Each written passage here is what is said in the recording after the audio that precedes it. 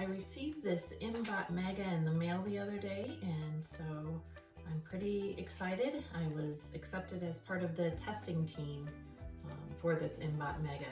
So let's see what's in the box.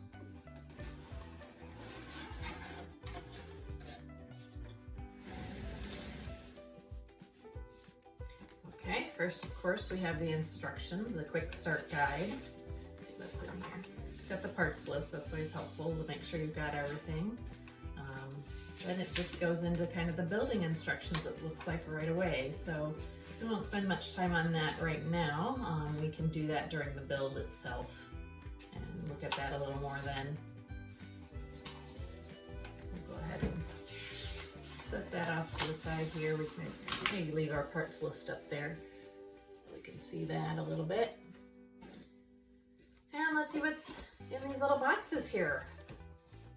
Let's start with the yellow one, and it looks like they are open, but I'm guessing the customs maybe took care of that. See, just to make sure everything was what it said it was.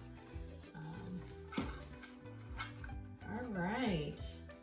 Well, the first thing I notice is we've got jumper wires, which means no more RJ25 plugs. So my guess is that this aims at maybe a little bit older of a group than the mBots themselves. I mean, obviously both can do it, but this would maybe be a next step of something a little bit more difficult to actually have to put all the separate connections and things in rather than just plugging in the RJ25.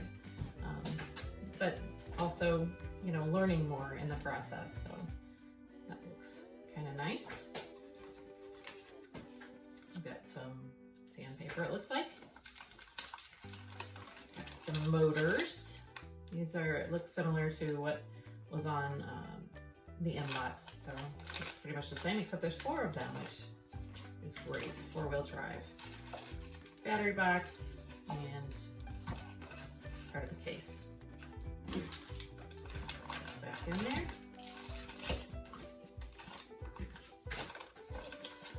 And see what's next. In the orange box, what do we have? Again, open. Looks like, the sensors. Let's see what sensors we have here. Looks like we've got a line following module there, and a couple of those. Interesting. Some proximity sensors. So that's something new, a little different than the ultrasonic. And there's 3 of those. A couple of switches, just a normal push button switch here. Let's see. And some RGB LEDs. 4 of them on each board, and there's 2 boards, so could do some different things too.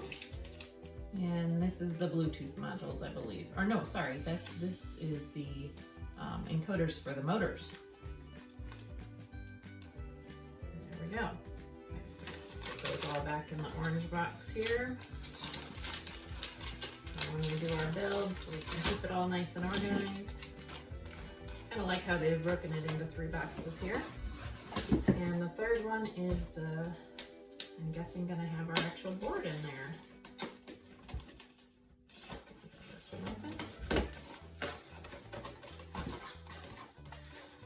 The final blue box here. Just put that up here. Yes, we have our MegaPi module. So I believe that is an Arduino Mega 2560, and you can connect a Raspberry Pi module to it. And so that's pretty exciting. That's something they haven't done before, and something kind of new. So it'd be interesting to try that out, and endless possibilities as to what you can create with that. So that's exciting. I've not actually worked with the Raspberry Pi before, so that might be a fun thing to try out. And the Mecanum wheels. I was so excited that the new robot had the mecanum wheels. That's something I've been wanting to kind of give a try, and so excited to try those out. What's exciting about the mecanum wheels and how they're different is that they can go in any direction. They can go, you know, normal forward and back, but they can also go side to side, and so you can get sort of a circular motion, or, you know, go in any direction at any point. So it's pretty exciting. Another screwdriver, and I really like that they include these in each kit.